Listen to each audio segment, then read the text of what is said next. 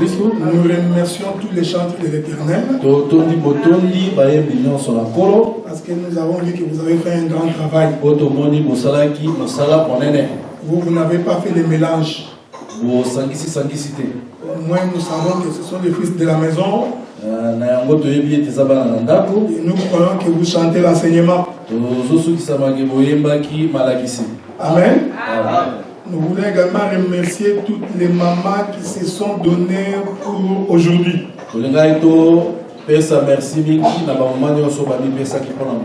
Ces gens qui ont contribué de gauche et à droite, nous vous sommes infiniment reconnaissants. Je voudrais ici mettre un accent particulier sur la sœur qui a décoré cette salle.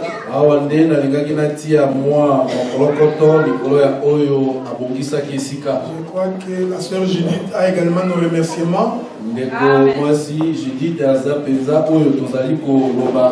Parce qu'il a investi de son argent pour que nous puissions avoir ces décors.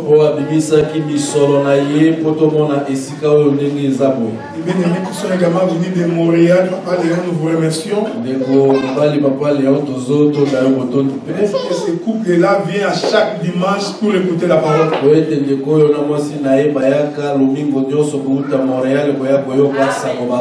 je ne peux pas comprendre que quelqu'un se déplace pour venir écouter des fables. Donc il faut te révolter quand tu te déplaces pour écouter les fables. Car Israël c'est un peuple au cou raide. Dieu savait que c'était un peuple qui n'acceptait pas n'importe quoi. Vous savez les jours où Jacob était en train de bénir ses enfants, il a refusé de s'associer avec Lévi. Il dit que mon âme n'entrera pas en contact avec Lévi. Parce que Lévi, au jour de sa colère, il a pris son épée et il a tué. Est-ce que vous comprenez ce que nous disons, frère? Lévi, quand il est en colère, il prend l'épée, il le tue. Et la Bible dit qu'en ce moment-là, Lévi n'a ni père, ni maman, ni femme, ni enfant. Quand l'épée de Lévi est levée, qu'est-ce que nous voulons dire, frère? Quand nous touchons les Écritures en ce qui concerne la doctrine,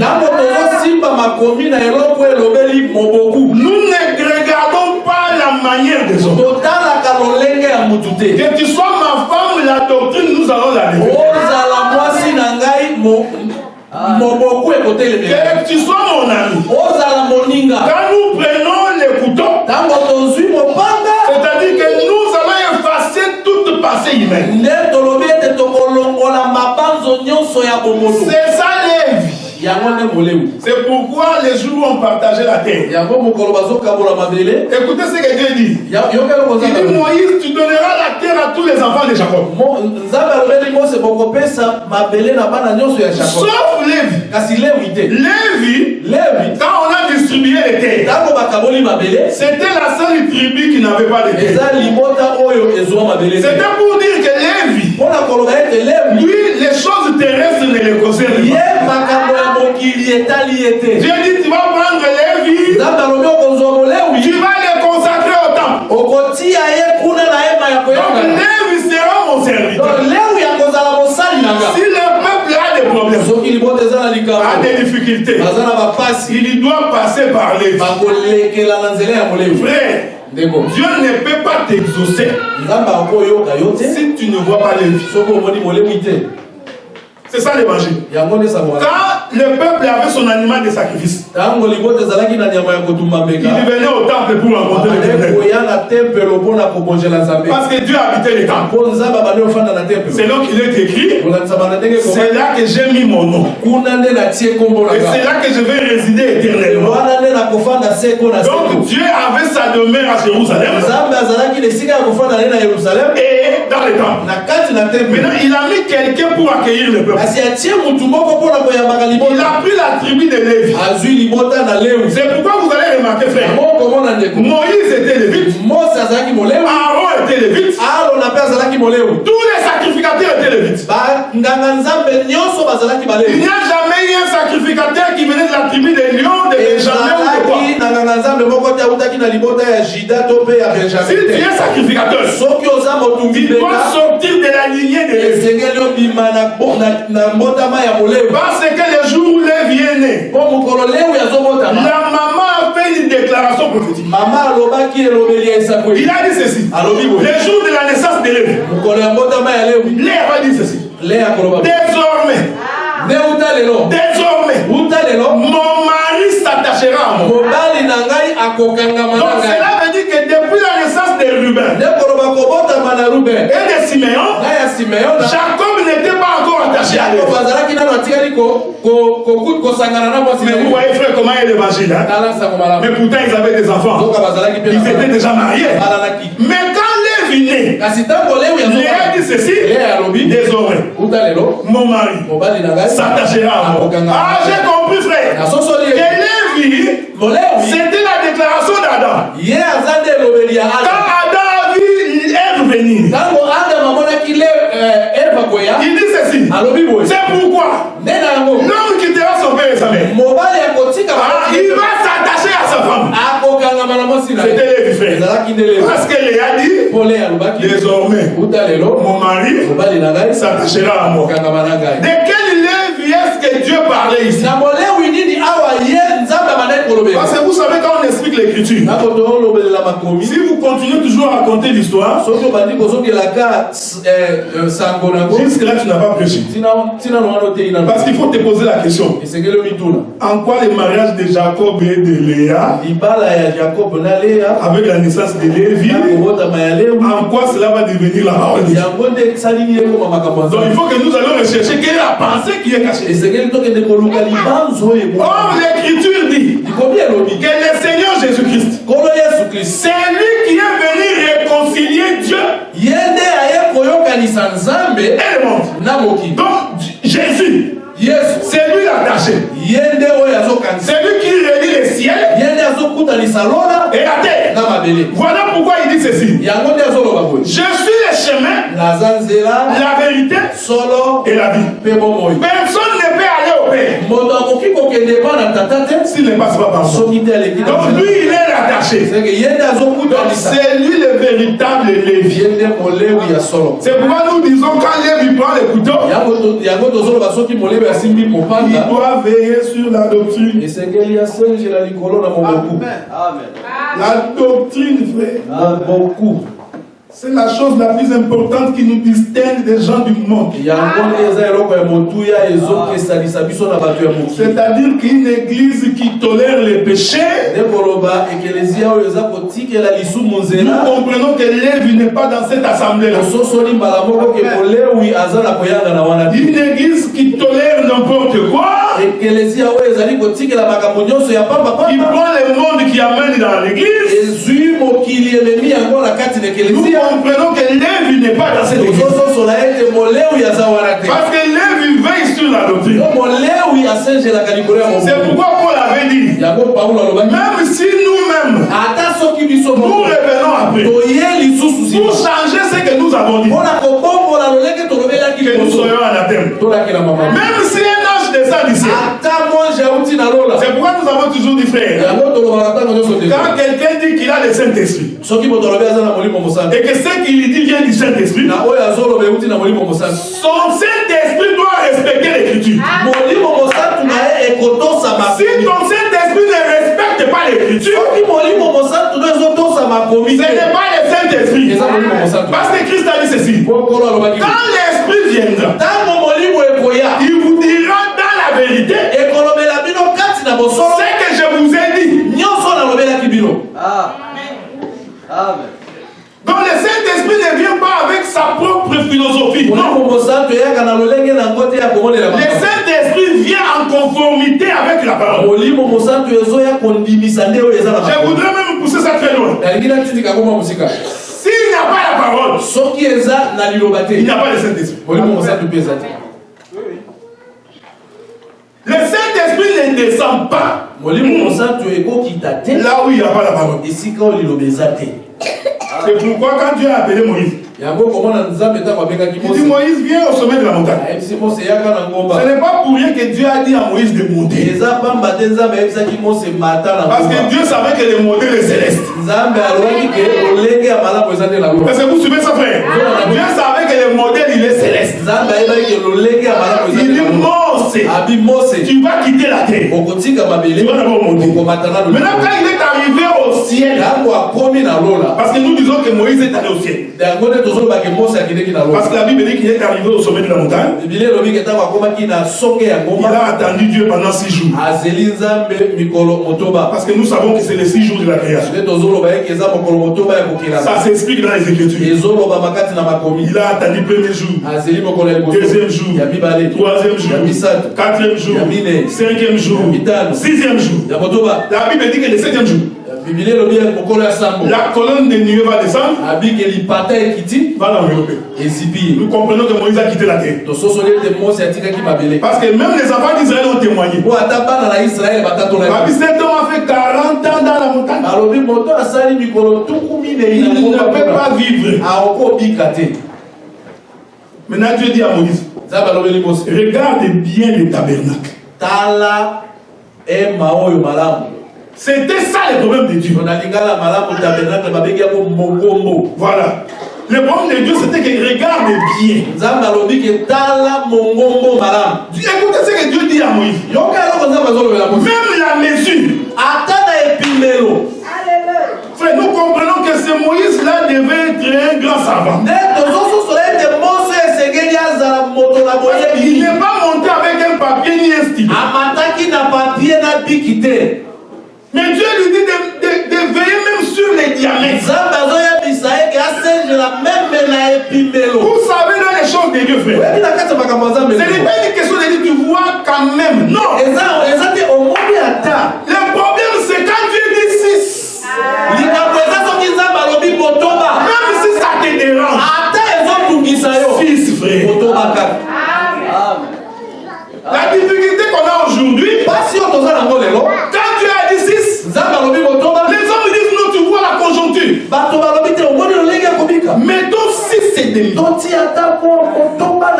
peu de levain.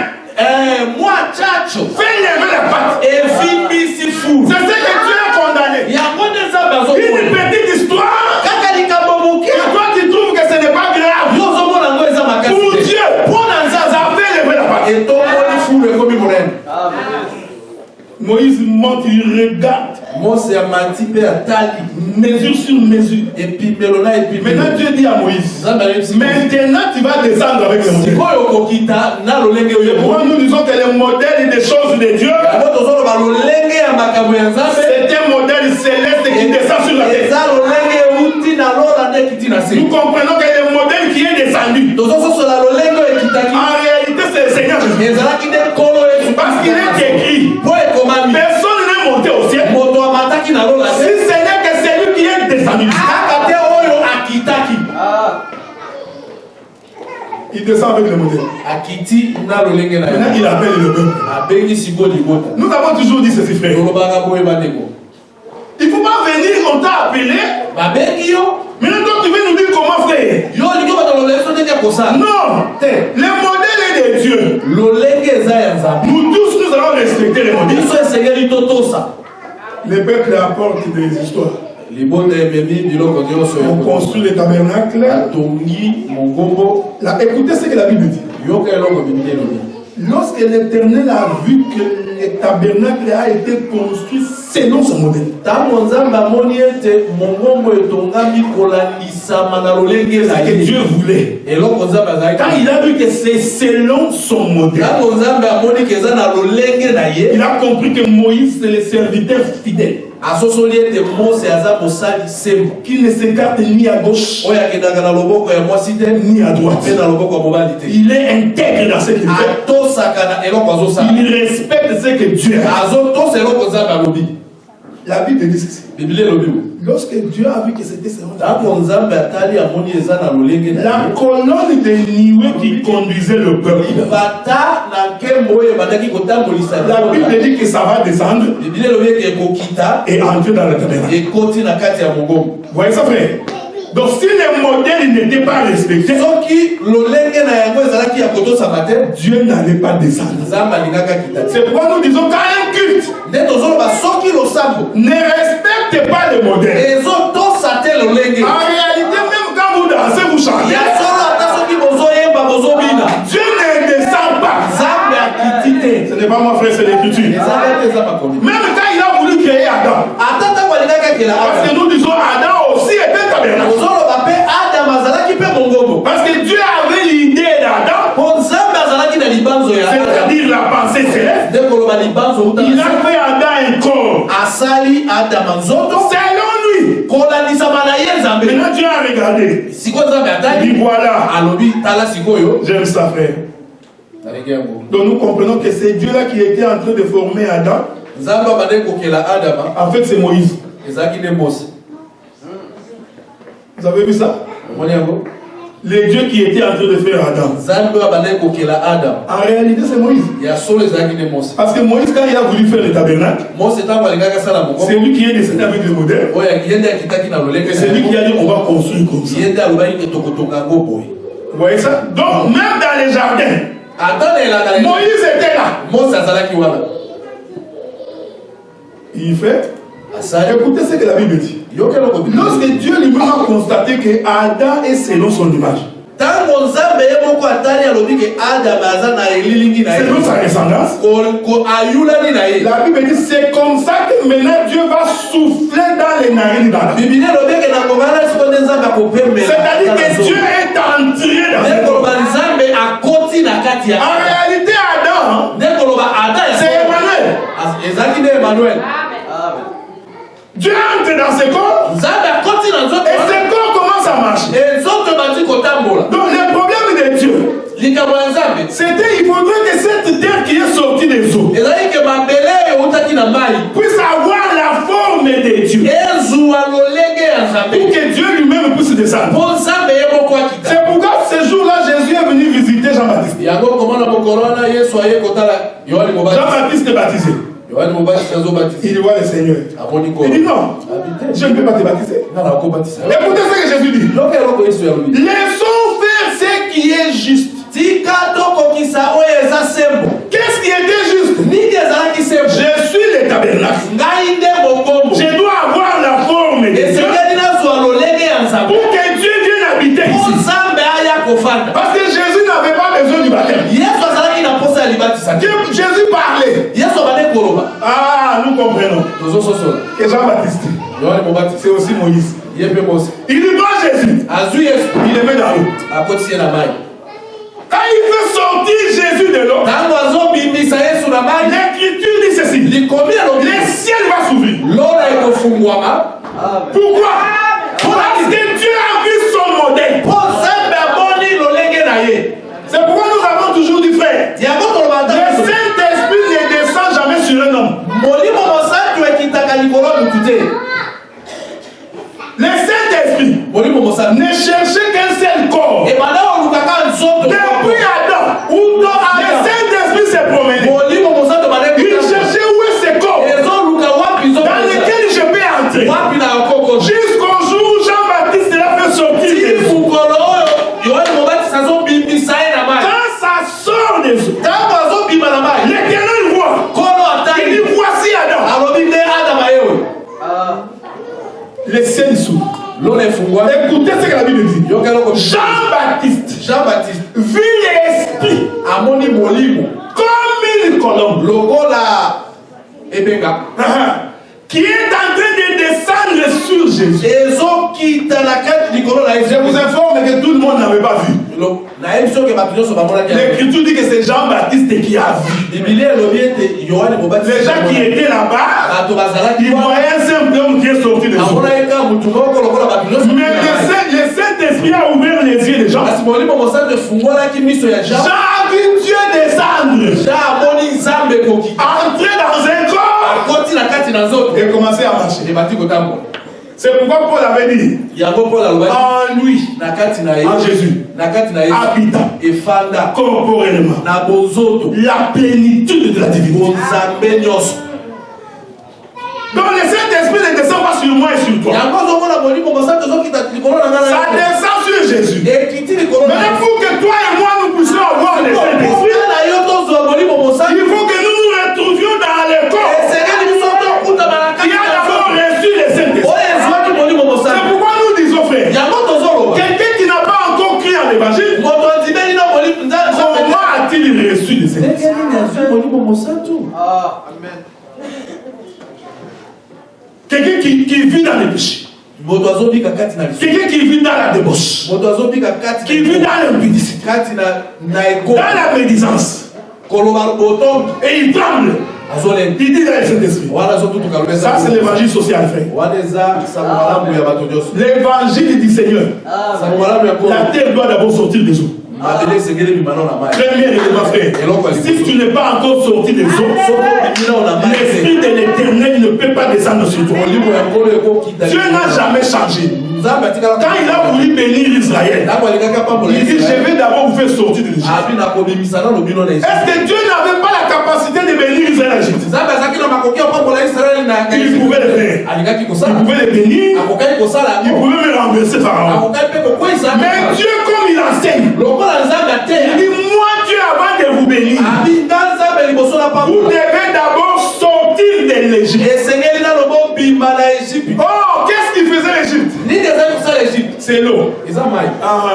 Parce que l'Égypte, ils ont été renfermés par la mer Rouge. Donc, nous comprenons que quand Israël traverse la mer Rouge, c'est une terre qui sort des eaux. D'ailleurs, Balaam a vu ça.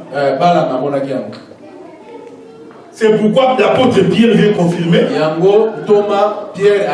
Israël a été baptisé par la mer Rouge. Le problème que nous avons aujourd'hui, frère, c'est que les gens ne veulent pas respecter le modèle de Dieu. Et vous savez, frère, il y a des gens qui disent ceci. Si je dis ça, il va fouiller.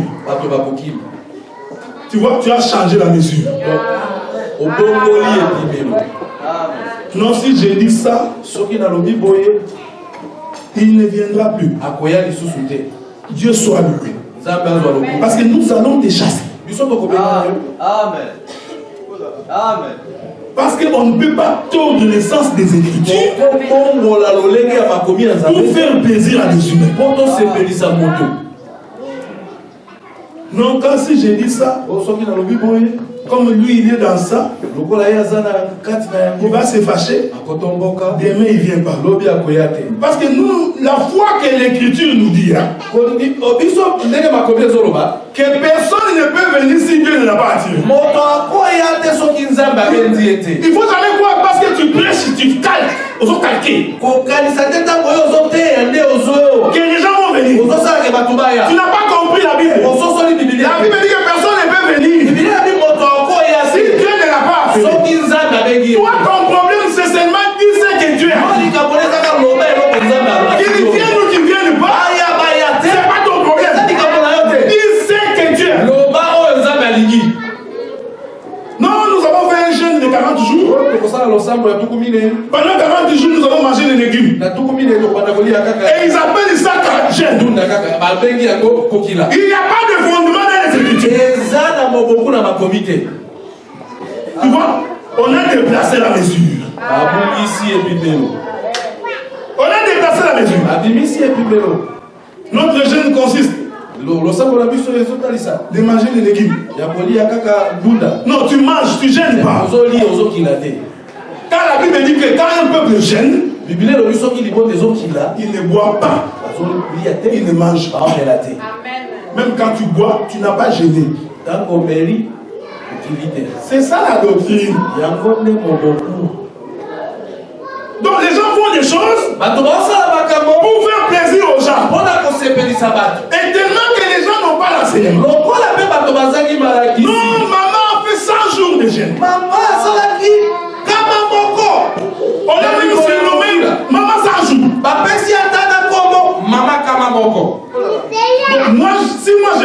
120 jours. Moi, je vais devenir homme 120 jours. L'enseignement doit donner aux gens les yeux pour voir. Nous avons toujours dit que dans toute la Bible, il n'y a que 3 personnes qui ont fait le jeûne de 40 jours. Aucun homme sur la terre ne peut faire un jeûne de 40 jours. Quand nous parlons jeûne selon les Écritures, ni manger ni boire. 40 jours. Tu vas mourir. D'ailleurs, on viendra nous arrêter ici. Comment vous avez fait? Vous avez pris ses frères. Vous l'avez fait gêner pendant 40 jours. Et il est mort. Et vous avez dit que nous avons reçu la tribulation de la part de l'Éternel. Non, c'est ça, c'est votre propre tribulation. Il n'y a que 3 qui ont fait les jeûnes des 40. C'est là qu'on va finir très vite. Nous avons Moïse sur la montagne. Nous avons Élie qui a mangé et a marché 40 jours, 40 nuits sans manger. Remarquez, frère, je vais vous dire des choses ici. C'est Moïse là qui a fait les jeûnes de 40 jours. C'est celui qui a marché 40 ans dans les déserts avec un peuple. Il y a des précisions dans ça. Élie aussi qui a fait les jeûnes de 40 jours. La Bible dit ceci. Élie a d'abord fermé les cieux. Vous voyez ça, frère? Il dit sinon à ma parole, il n'y aura ni pluie ni rosée. En réalité, Élie, il a déclaré les déserts.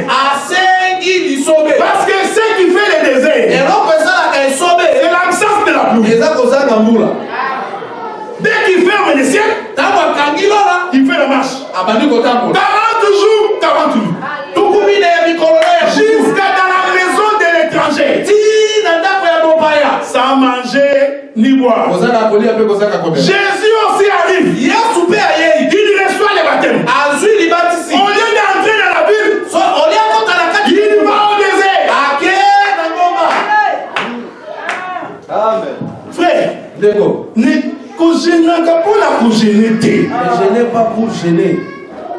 Remarquez Jésus aussi. Il va appeler les déserts.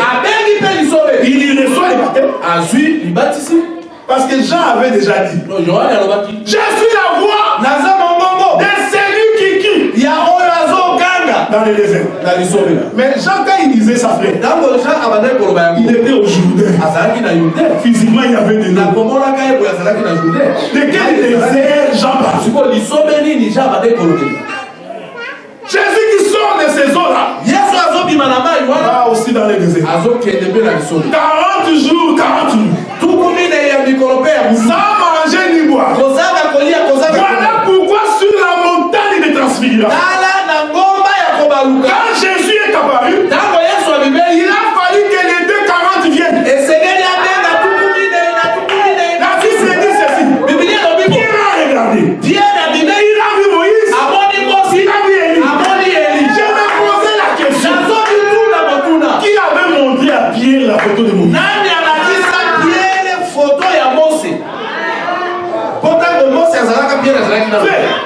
Dans la Bible m'a bêté. Ne lis pas la Bible, mon frère. Comme le livre de Kalao. Qui avait dit à Pierre que ça c'est la photo de Moïse? Qui avait dit à Pierre ça c'est la photo d'Élie? Ce sont les 3 qui ont fait les chiffres 40 qui se retrouvent sur la montagne. Nous disons ceci, frère. Cette apparition-là, c'est un oiseau. Jésus est dans le corps. Élie et Moïse est dans le désert de la Pourquoi? Parce que l'oiseau ne peut pas voler. S'il n'a pas le désert, nous savons qu'Élie, c'est l'enlèvement. Parce qu'Élie n'est pas mort.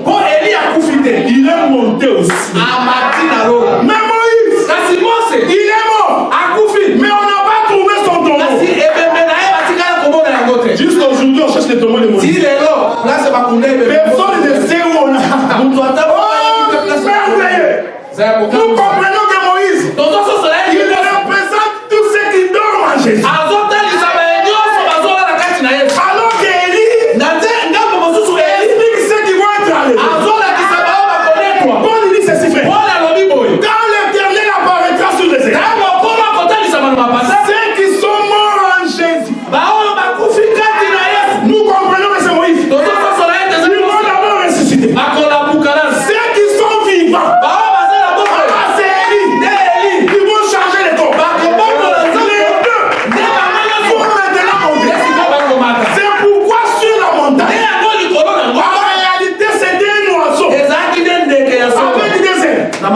oh, j'aime Paul. Écoutez ce que Paul dit. Paul dit nous sommes bâtis sur le fondement des apôtres et des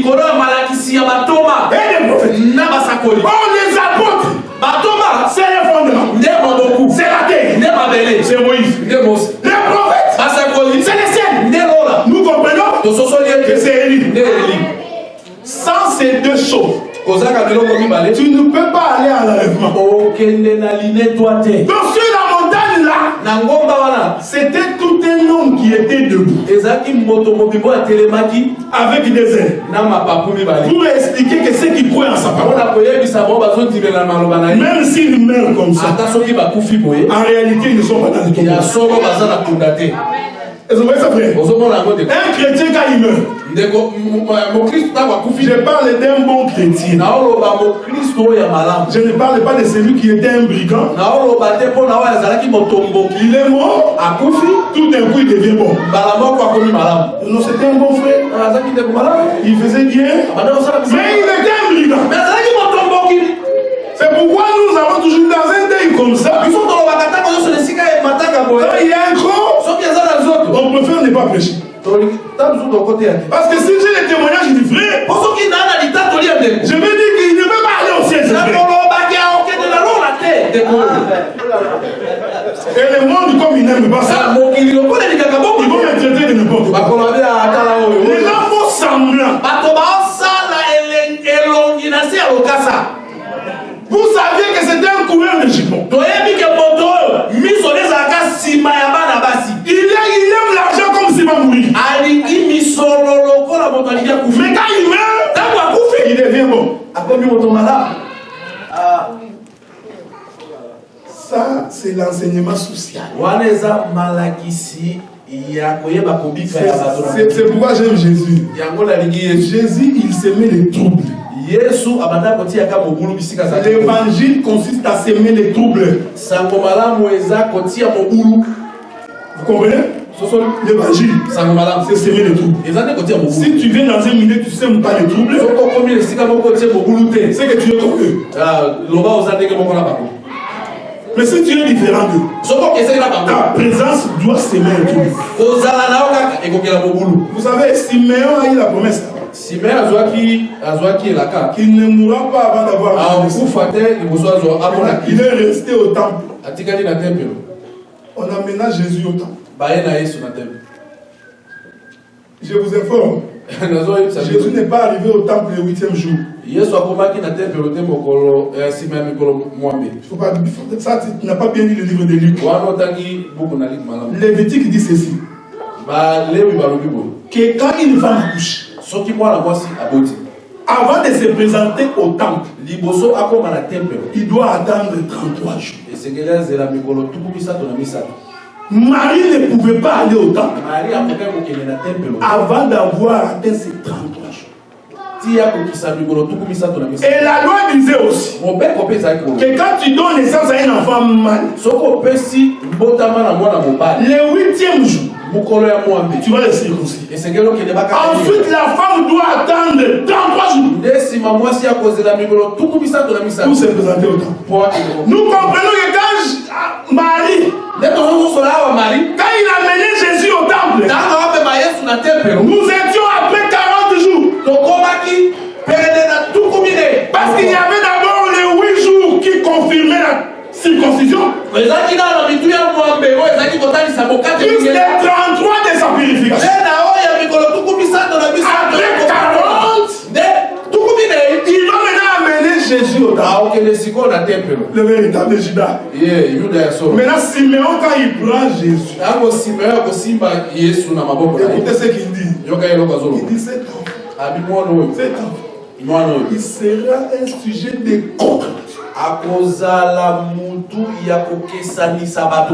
Non, il doit le faire. Donc, le problème de Christ ne peut que créer la contradiction. Oh, mais si vraiment toi tu es un serviteur de Dieu, comment tu es en contradiction avec Dieu? Ce n'est pas moi. La Bible dit que pour Jésus, il y aura toujours un sujet de contradiction.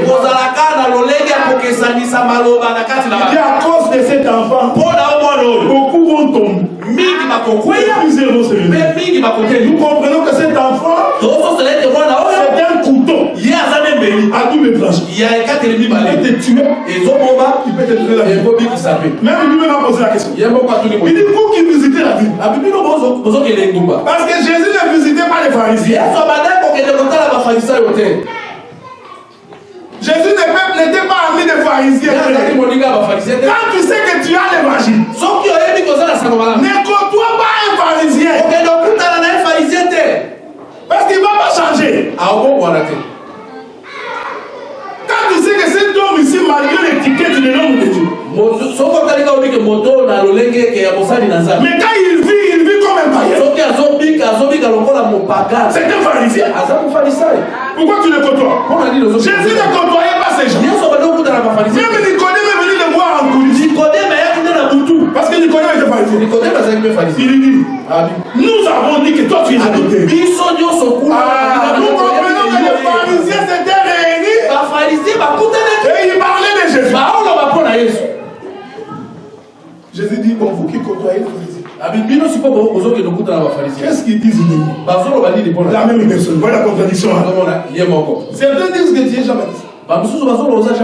Ah, la prophétie de Simeon s'accomplit. La contradiction. D'autres disent que tu es Élie. D'autres disent que tu es l'un des prophètes. D'autres disent que tu es Jean-Baptiste. La même personne. Sujet de contradiction. C'est pourquoi quand tu annonces l'évangile, il ne faut jamais être étonné s'il y a la contradiction. Amen.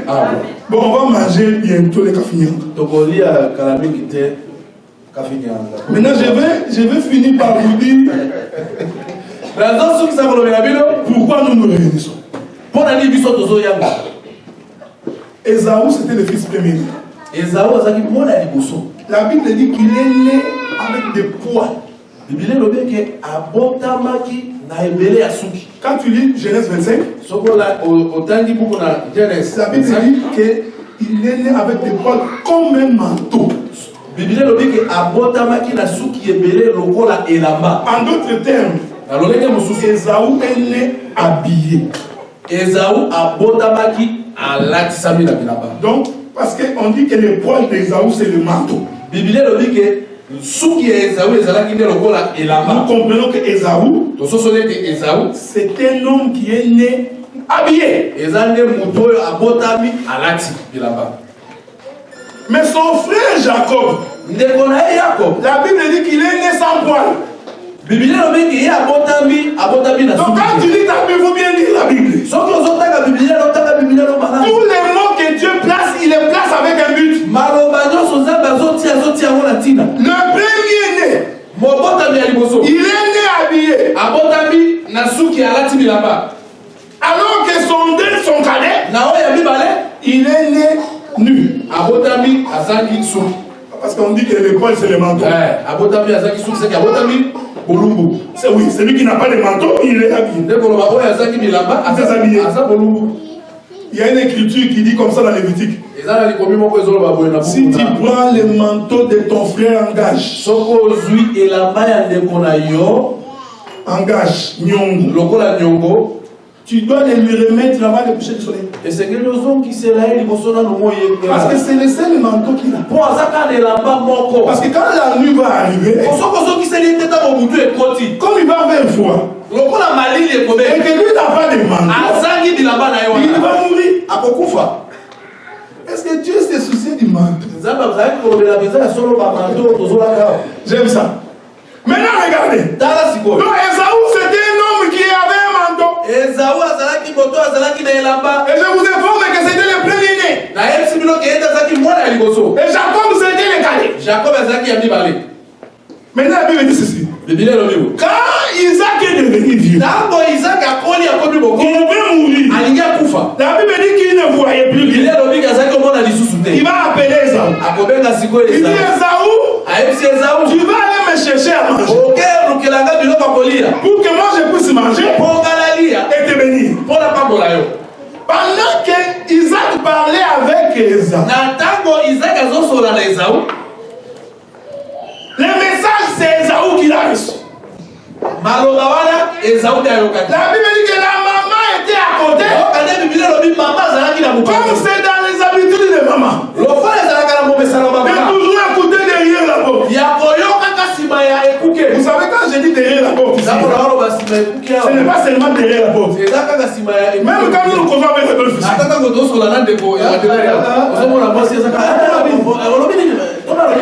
C'est derrière la porte. Même quand on est au téléphone. C'est derrière la porte. C'est comme ça que dit les sacrés. Même Sarah, il a écouté la promesse derrière la porte. C'est pourquoi il faut veiller quand il faut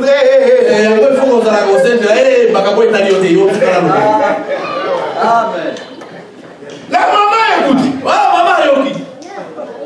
Là, on peut changer. Hein?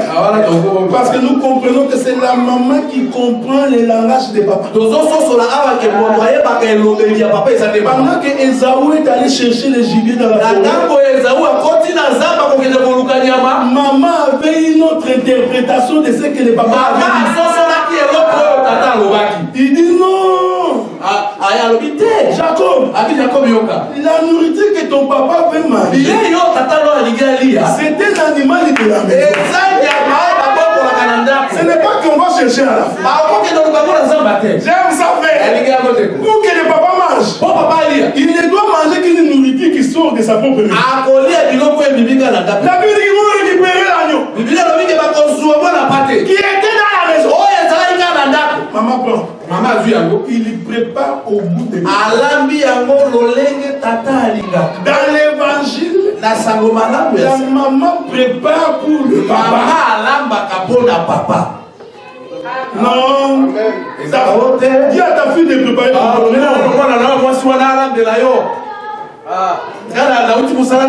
non, c'est la maman qui connaît le goût du bas.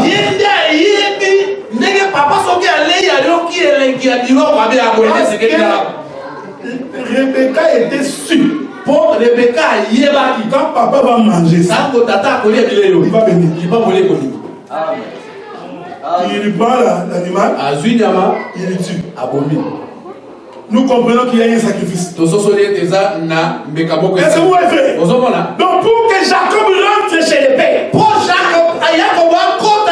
il a fallu qu'il y ait un sacrifice. Un animal tué, les sangs a coulé. On prépare la nourriture. Maintenant on donne à Jacob. Va donner à Jacob dit, maman, papa il connaîtra qui c'est moi. Regardez comment Jacob a différencié lui et Esaü.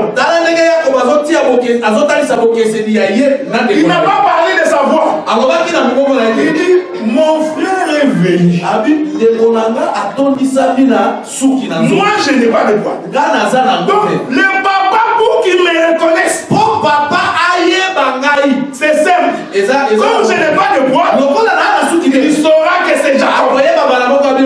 Il dit bon, je vais t'aider. Je vais prendre les vêtements de ton frère.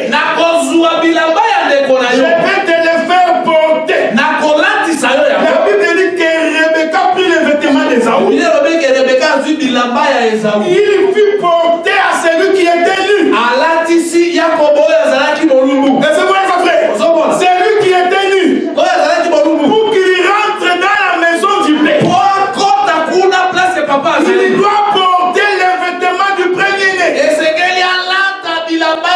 Ici nous comprenons qu'Esaü, en réalité c'est le Seigneur Jésus-Christ.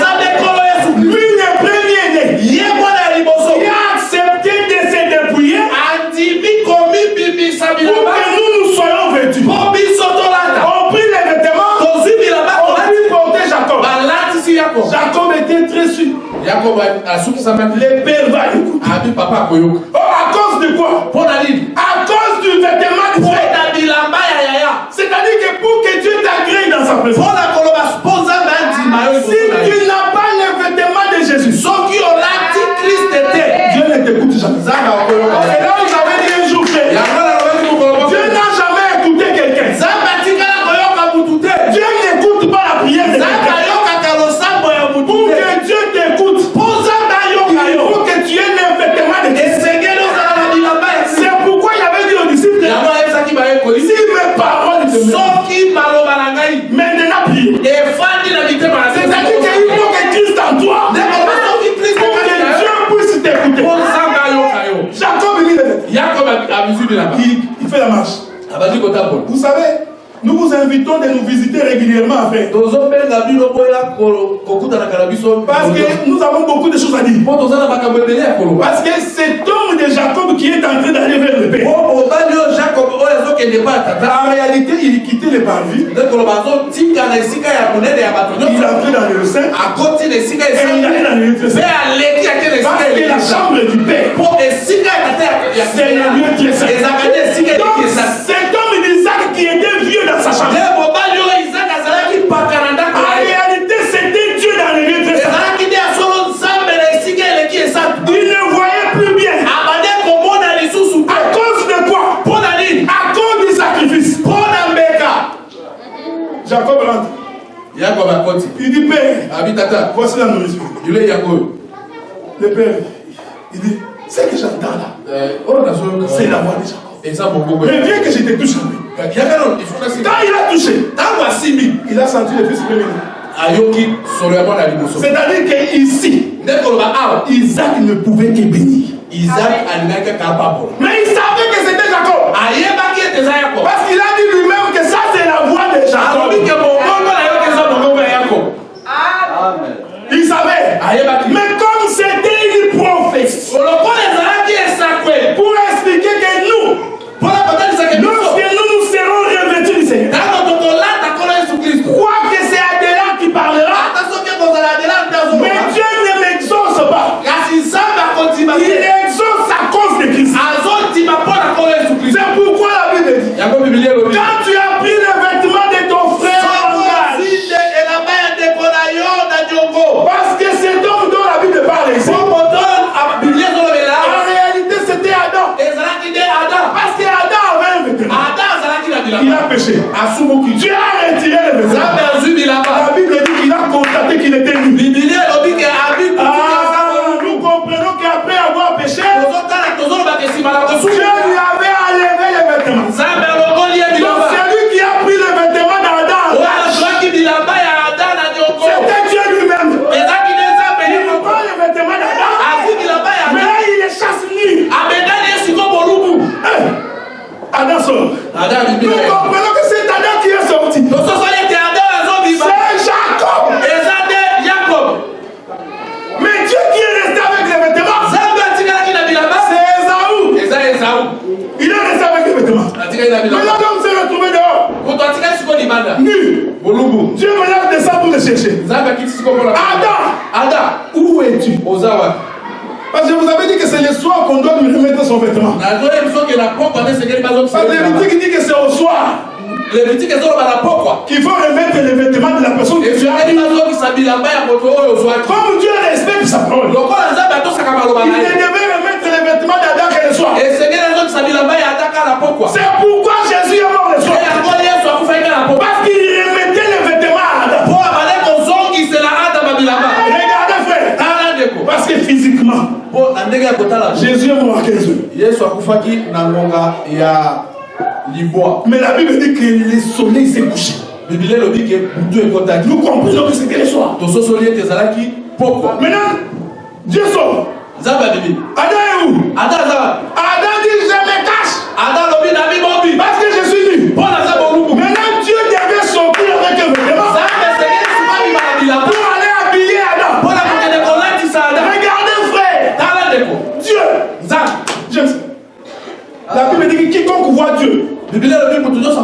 va mourir.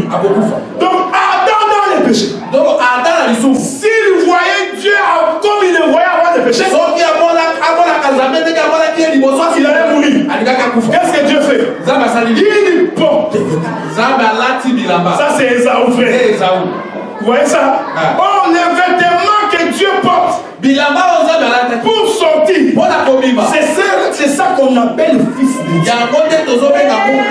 Il n'est plus sorti comme Dieu. Parce que s'il sort comme Dieu, Adam va mourir. Qu'est-ce qu'il fait? Il dit non, je vais me faire un corps. Je vais entrer à l'intérieur. Pour que même quand Adam me verra, il ne peut pas mourir. Parce que ma gloire est cachée. Il prit les vêtements. Nous comprenons maintenant que c'est le papa qui sort de sa chambre. Il prit les vêtements. Car le père ne peut pas sortir comme ça. Il vient, il arrive dehors. Il trouve Adam. Maintenant il dit bon, je vais t'aider à rentrer. Maintenant moi il faut que je me déshabille. Que je te fasse porter. Pour que toi tu rentres. Je vais finir par là. Jésus monte sur la croix. Regardez frère. La Bible dit que Jésus avait une tunique sans couture. Donc Jésus avait... Ça veut dire que toute la vie de Jésus, Jésus n'avait que sa tunique là. Ça là, quand tu lis ça en français, t'es fini. C'est-à-dire que depuis que Jésus avait commencé le ministère, il avait sa tunique sans couture. Même quand il transpirait avec ça. Même quand il mangeait avec ça. Même quand il dormait avec ça. Quelle est cette tunique là? Même le jour où on l'a attrapé, on est en train de le voir. Le sang est en train de couler sur cette tunique. Que je suis en train de voir Joseph. Parce que la Bible dit que quand ses frères l'ont vendu, ils ont pris sa tunique. Et le père avait cousu. Ils ont mis dans le sang. Ils ont renvoyé chez le père. On frappe Jésus. Le sang coule sur sa tunique. Il faut porter la croix. Ils arrivent sur la croix. Parce que Jacob devait rentrer habillé. Donc Jésus ne pouvait pas mourir habillé. Parce que ça va être contraire au prophète. Parce que la prophétie dit tu dois remettre les manteaux du prochain au prochain. Les Romains l'ont récupéré. Nous comprenons que ces Romains c'était des prophètes. La Bible dit qu'il est dépouillé. Ce n'est pas ce que nous voyons là. Que Jésus est mort avec une couche. Non, non, ça c'est calotin. Jésus est mort nu. Parce que la prophétie devait s'accomplir. Pourquoi? Parce que prophétiquement on a enlevé les manteaux pour faire porter les Romains. Or les Romains, ce sont des peuples étrangers. C'est nous. Donc Jésus a été dépouillé de ses vêtements pour que nous puissions porter ses vêtements. C'est pourquoi Paul dit revêtez-vous donc de Christ. Donc nous comprenons que Christ est un vêtement. Esaïe avait raison de dire on l'amène à la boucherie comme une brebis muette devant ceux qui l'attendent. Donc nous comprenons que Jésus avait des poils. Donc sur la croix il y avait un coiffeur avec un ciseau frais qui est en train de raser. Parce que nous croyons que l'évangile, j'aime ça, c'est une paire de ciseaux qu'on utilise pour tondre la terre. Or, celui qui tient les ciseaux, c'est un ministre. Un ministre a pour mission d'avoir un ciseau pour tondre Jésus, afin de donner ses cheveux-là à la femme, pour que la femme ne demeure pas nue. C'est pourquoi la chevelure a été donnée à la femme, parce que c'est une gloire d'abord. Parce qu'en réalité ces cheveux-là, c'est le manteau d'Ésaü. On dit si tu ne veux pas que tu rases la tête. Oh, quand tu rases la tête, c'est une honte. Ça veut dire en d'autres termes, toi tu es célibataire. Parce que les célibataires, ils n'ont pas de cheveux. Jusqu'au jour où ils vont trouver l'homme. L'homme va prendre ses cheveux, il va donner à sa femme. Maintenant, quand la femme est en train de marcher, on dit c'est la femme de tête. Vous voyez les cheveux, hein? C'est la femme de tête. Il fait la gloire de son mari. C'est les cheveux que le mari lui a donné. Amen. Que le Seigneur vous bénisse.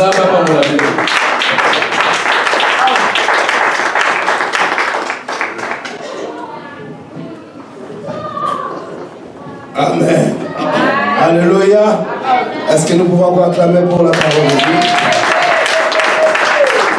Acclamez très fort pour la parole du Seigneur.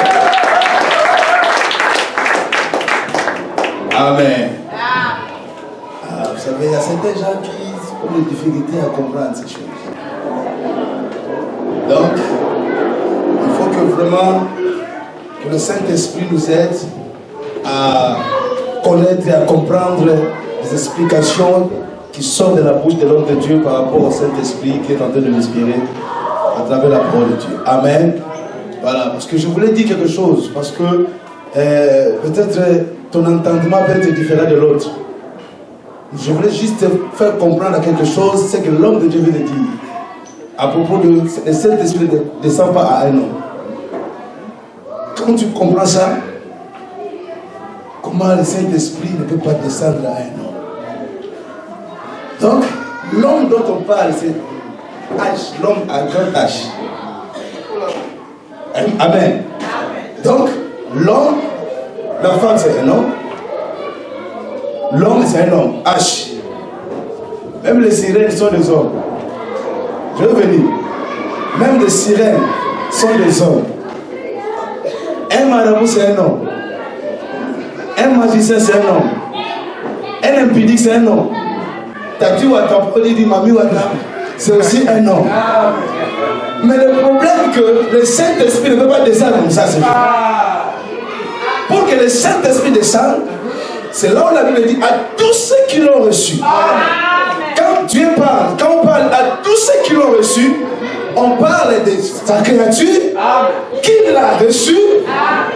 Or, ce n'est pas toute créature qui a reçu. À tous ceux qui l'ont reçu, Dieu le Père les a donné le pouvoir de devenir enfants de Dieu. Donc on comprend que celui dont le Saint-Esprit, celui qui peut recevoir le Saint-Esprit, c'est celui qui a Christ dans sa vie. C'est pas tout le monde, même tu viens à l'église, tu pries, tu adores, tu dis Amen, Amen, que tu vas aussi recevoir le Saint-Esprit. Non, il faut se poser la question, est-ce que j'ai reçu Christ dans ma vie comme Seigneur et Sauveur personnel? C'est clair. Donc ça dit, il ne faut pas que nous on nous a enseigné que le Saint-Esprit va descendre. Non. L'homme dont on parle des lettres H, grand H. Qui dit Amen. Que le Seigneur nous bénisse et que le Seigneur nous bénisse au serviteur. Nous allons offrir à Dieu avant que nous puissions continuer. Tu as l'offrande, tu as ce que tu as préparé. Car la Bible dit qu'on ne vient pas main vide dans la main du Seigneur. Donc ce que tu as apporté pour le Seigneur, pour l'offrir. Donc, il faut l'apporter. Qui dit Amen? On a dit qu'ils amenaient l'offrande et ils mettaient dans l'autel. Donc, quand tu amènes l'offrande, tu viens avec l'offrande, tu mets ça ici. Qui dit Amen? Donc, même si elle n'a pas payé, ce n'est pas un péché. Donc, mais le problème, c'est l'autel. Donc, on vient, on met ça ici. Alléluia. Donc nous allons nous lever, nous allons préparer notre femme. Yes. Tout for seven, I praise you.